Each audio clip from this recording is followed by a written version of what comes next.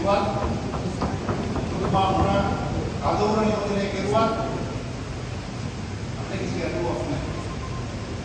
අපේ බලාපොරොත්තුව මේ දීගමේ ජීවත් වෙන ජනතාවගේ සුඛ සිද්ධිය සුඛීකරණය ඒ වගේම අවශ්‍යතාවය මේ නගර සභාවේ අනුව ඒ වගේම උත්තරීතර නීතිය ඒ වගේම උදාර විවාසී ඒ වගේම ආයතන සංග්‍රහය විද්‍යාලයේ කටයුතු කරන්නේ ඒ සියලු දේවල් වලට අනුකූලව ඔබතුමා මොන යෝජනාවක් මේ සභාවට දෙන්නේ ඒ සියලු යෝජනා වලට කොන්දේසි විරහිතව සහයෝගය දීම තමයි මගේ අපේක්ෂාව. සාමාන්‍යයෙන් කතාවේ පැහැදිලිව කිව්වා ඔබතුමා මේ නගරේ ඇවිල්ලා එහෙම නැත්නම් මේ නගර සභාවේ බාර අරගෙන ඔබතුමා කටයුතු කරන ආකාරය සමානව ඔබතුමා පැහැදිලි කිරීමක් කරනවා.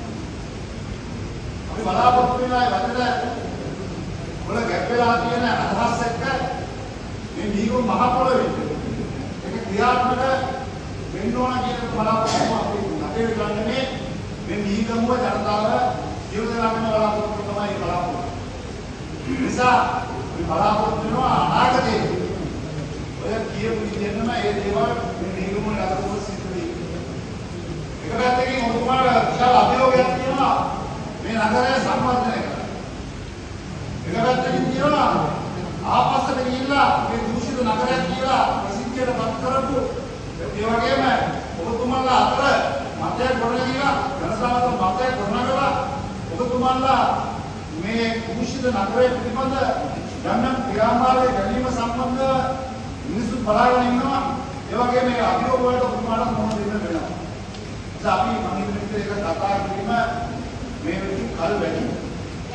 කාලයට ඉඳිනවා කාලයට ඉඳුනහම අපිට බලා ගන්න පුළුවන් ඔබතුමාලා බලාපොරොත්තු වෙච්ච ඔබතුමාලා පස්සේ බලාපොරොත්තු වෙච්ච ඔබතුමාලාගේ කාර්යසික ඔබතුමාලා කන්දේදී බලාපොරොත්තු මේක ඉස්තර ගන්න දෙයක් බලන්න. ඒ නිසා මම පැහැදිලිවම ඔබතුමා මොන කාර්යයක් හරිද කරනවද ඒ කාර්ය සඳහා මගේ පූර්ණ සහයෝගය ශක්තිය අනිවාර්යයෙන්ම ලබා දෙනවා කියලා මේ අවස්ථාවේදී මම ප්‍රකාශ කරනවා.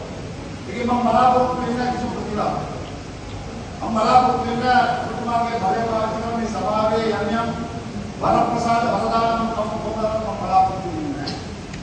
නමුත් මම බලාපොරොත්තු වෙන්නේ හොඳ නගරයක් විහිළු හොඳ පුරවැසි විහිළු නගරයක් ඒ වගේම ලස්සන නගරයක් වඩා සම්පූර්ණ තමයි අපේ බලාපොරොත්තු. මම එදා නියෝජ්‍ය නගරාධිපතිවරයා මේ සභාවේ කටයුතු කරනවා. මම සභාවේ කටයුතු කරනකොට නියෝජ්‍ය නගරාධිපති තමතුරේ ඉඳලා ආණ්ඩුවට